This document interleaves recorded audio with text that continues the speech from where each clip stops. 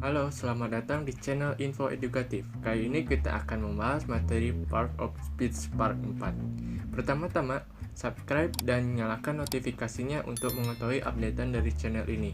Dan saya mengucapkan terima kasih bagi yang sudah mensubscribe channel ini. Selamat menonton. Pada materi kita kali ini, kita akan mempelajari tentang verb. Verb merupakan kata kerja. Dalam bahasa Inggris, verb memiliki kepentingan tersendiri sehingga memiliki perlakuan khusus. Dalam bahasa Indonesia, verb atau kata kerja merupakan sebuah kata yang berfungsi menunjukkan tindakan, aktivitas, atau peristiwa dari subjek. Berikut contoh verb yang sering digunakan.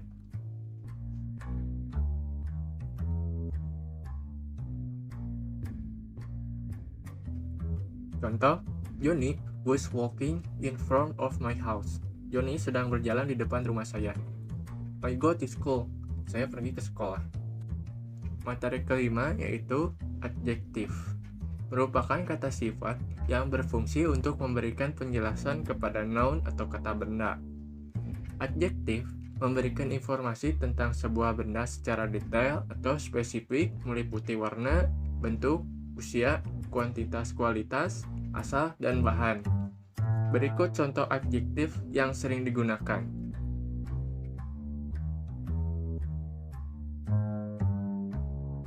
Contoh, you very beautiful.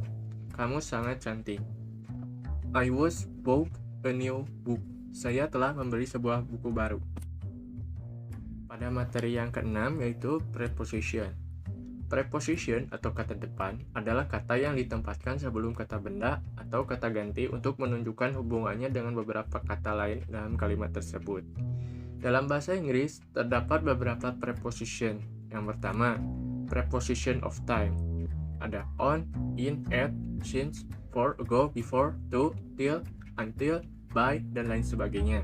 Yang kedua, preposition of place. Ada in, at, on, by, next to, beside, under, below, over, above, across, through, to, into, toward, from, between, beside, by, with, on, upon, dan lain sebagainya. Berikut beberapa contoh dan pemaparan penggunaan dari preposition of time dan preposition of place. Yang pertama, preposition of time. In digunakan untuk menyatakan suatu masa setelah waktu tertentu. Contoh, I had breakfast in the morning. Saya sarapan di pagi hari. On digunakan untuk menerangkan hari-hari pada satu minggu. Contoh, I'm goes to the museum on Friday. Saya pergi ke museum pada hari Jumat. Kedua yaitu preposition of place.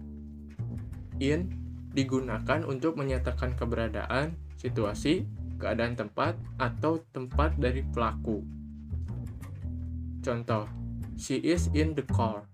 Dia sedang di dalam mobil. Materi ketujuh yaitu conjunction. Merupakan kata penghubung yang menghubungkan dua kata atau lebih dan dua kalimat atau lebih.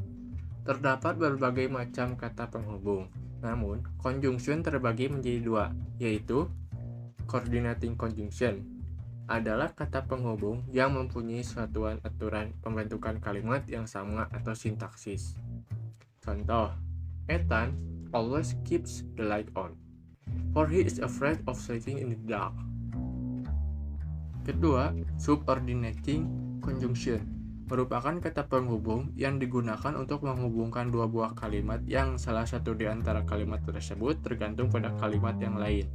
Contoh, this is the cinema that I told you about. Pada kata this is the cinema, kalimat ini akan sempurna jika terdapat kata hubung dan kalimat setelahnya. Begitu pula pada kata I told you about. Akan menjadi kalimat yang sempurna jika ada kalimat sebelumnya. Materi terakhir yaitu interjection. Merupakan kata seru yang digunakan untuk menyatakan kebahagiaan, keheranan, marah, terkejut, keraguan, dan lain sebagainya. Biasanya sering digunakan dalam hal berbicara daripada dalam hal menulis. Dalam bahasa Inggris tidak memiliki nilai gramatikal yang berarti. Berikut beberapa contoh interjection dalam bahasa Inggris. Well, digunakan sebagai ekspresi terkejut atau jeda dalam perbicaraan. Contoh, well, what did he say? Kedua, sebagai ekspresi keraguan. Contoh, I don't know the answer. Yang ketiga, hey, digunakan sebagai panggilan atau pengalih perhatian. Contoh, hey, look at that. Sekian materi-materi dalam tema Part of Speech. Untuk pembahasan secara rinci dari materi-materi yang telah disampaikan sebelumnya akan dibuat videonya tersendiri di luar tema khusus. Jadi tetap stay tune dan subscribe serta nyalakan notifikasinya untuk mengetahui updatean video lainnya. Terima kasih.